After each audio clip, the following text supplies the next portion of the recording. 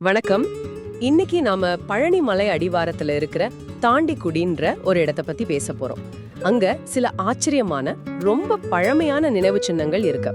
Megalithic மானுமெண்ட்ஸ்னு சொல்வாங்களே, அதாவது பெரிய பெரிய கற்களை வச்சு கட்டினது.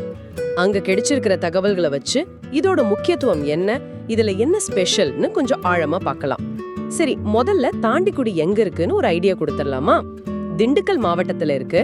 வத்தலகுண்டுல இருந்து பாத்தீங்கன்னா ஒரு வடகிழக்கா ஒரு 44 கிலோமீட்டர் தூரம். நல்ல உயரமான இடம். கடல் மட்டத்தில இருந்து ஒரு 1300 மீட்டர் உயரம். சுத்தி மலைகள் வேற, கதவு மலை, அருங்கானல் மலைன்னு. ஆமா, அது மட்டும் இல்ல, அங்க பெரியார் ஓடேன்னு ஒரு சிற்றாரும் போகுது. ஆனா ரொம்ப முக்கியமா நம்ம கவனிக்க வேண்டியது என்னன்னா, இந்த இடம் ஒரு மிக முக்கியமான பழங்கால வணிக பாதையில் இருந்திருக்கு. ஓ அப்படியா? வணிக பாதையிலையா? ஆமா, முசி, மதுரை மாதிரி பெரிய இடங்களை இணைக்கிற வழி அது. பொள்ளாச்சி, பழனி, திண்டுக்கல் வழியா போற பாதை. அந்த வழியில தாண்டிக்குடி மாதிரி நிறைய ஊர்களை இருந்திருக்கு. இதனால அந்த கால மக்கள் எப்படி பயணம் செஞ்சாங்க, அவங்க தொடர்பு எப்படி இருந்துச்சுன்னு புரிஞ்சுக்க முடியுது. அப்போ அந்த பாதையில வாழ்ந்தவங்க விட்டுட்டு போன அடையாளங்கள் தான் இந்த நினைவு சின்னங்கள் இல்லையா? இங்க பல வகை கல்லறைகள் கிடைச்சிருக்குன்னு சொல்றாங்க. ஒரு 4 முக்கிய வகை கற்திட்டைகள், அதாவது டால்மென்ஸ், அப்புறம் கல் பதுக்கைகள், சிஸ்ட்ஸ், முதுமக்கள் தாழிகள், ஏர்ன்ஸ், பின்ன கற்குவைகள்னு சொல்ற கர்ன் சர்க்கிள்ஸ். இதுல நாம இன்னைக்கு கற்திட்டைகள் பத்தி கொஞ்சம் விரிவா பார்க்கலாம். சரி, இங்க இருக்கிற கற்திட்டைகளோட அமைப்பு பொதுவா எப்படி இருக்கும்னா, ஒரு 6 பெரிய கற்பலகைகளை வச்சு செஞ்ச ஒரு பெட்டி மாதிரி. கீழே தரைக்கு ஒரு பலகை, 4 பக்கமும் சுவருக்கு 4 பலகை, மேல மூடுறதுக்கு ஒரு பெரிய மூடுகள். இதுதான் பேசிக். ஆனா தாண்டிக்குடியில இதுல ஒரு ட்விஸ்ட் இருக்குல்ல, அதுதான் ரொம்ப இன்ட்ரெஸ்டிங். ஆமா ஆமா, அதுதான் ரொம்ப விசேஷம். சில இடங்கள்ல பாத்தீங்கன்னா ஒரே ஒரு பெரிய மூடுகள் இருக்கும், ஆனா அதுக்கு கீழே தனித்தனியா 2 கருத்திட்டைகள் அமைஞ்சிருக்கும். நிஜமாவா? ஒரே கல்லு 2 கல்லறை மூடுதா? இது ரொம்ப வித்தியாசமா இருக்கே. இந்த பகுதிக்கே இது ஒரு தனித்துவமான அம்சம்னு சொல்லலாமா? நிச்சயமா சொல்லலாம். இது ரொம்ப அபூர்வமா பார்க்கக்கூடிய ஒண்ணு. ஒருவேளை ஒரு குடும்பத்துக்கு 2 அறை மாதிரி அமைச்சிருக்கலாம், இல்ல வேற எதுவும் சமூக காரணம் இருக்கலாம். உள்ளூர்ல இத பெட்டுன்னு சொல்றாங்க. பெட்டுனா இறப்புன்னு அர்த்தம்.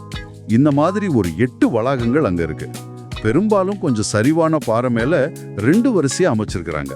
அந்த கட்டுமானத்திலயும் சில நுணுக்கங்கள் இருக்குன்னு சொல்றீங்களே? ஆமா, அந்த செங்குத்தா நிக்கிற சுவர் பலகைகள் இருக்குல்ல, அது வெளியில சரிஞ்சிடாம இருக்கணும்.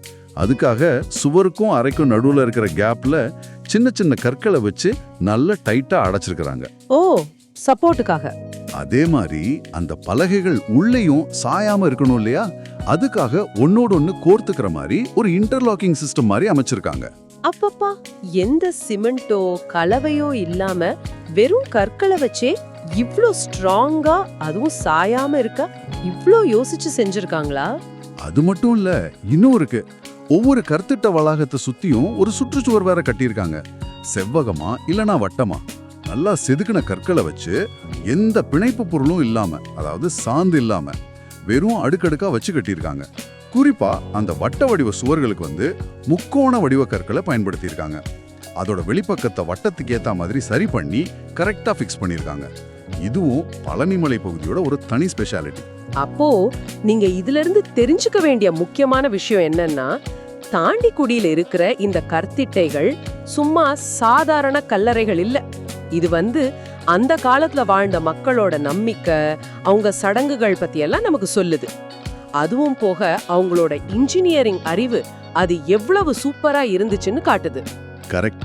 ஒரு முக்கியமான வணிக வழியில இவ்வளவு பிரம்மாண்டமா, இவ்வளவு நுணுக்கமா நிலைச்சு நிக்கிற மாதிரி கட்டியிருக்காங்கன்னா, அங்க ஒரு நிலையான திறமையான சமூகம் வாழ்ந்திருக்குங்கிறதுக்கு இது ஒரு நல்ல ஆதாரம்.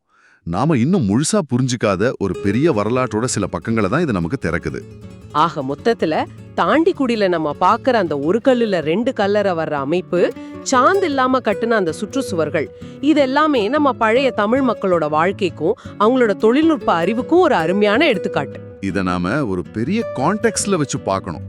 இந்த மாதிரி இன்னும் எத்தனை இடங்கள், எத்தனை ரகசியங்களை மறைச்சு வச்சிருக்கோன்னு தெரியல. சரி, இறுதியா நீங்க யோசிக்கிறதுக்கு ஒரு கேள்வி. இந்த மாதிரி பழங்கால வணிகப்பெரு வழிகளுக்கும் இந்த பெரிய பெரிய கற்திட்டைகள் மாதிரியான நினைவு சின்னங்களுக்கும் நடுவுல இருக்கிற தொடர்பு அது இன்னும் என்னென்ன ஆச்சரியங்களை நமக்கு காட்ட போகுது. இத பத்தி நீங்களும் கொஞ்சம் யோசிச்சு பாருங்க. மேலும் தேடி படிக்கிறதுக்கு இது ஒரு நல்ல பாயிண்டா இருக்கும்.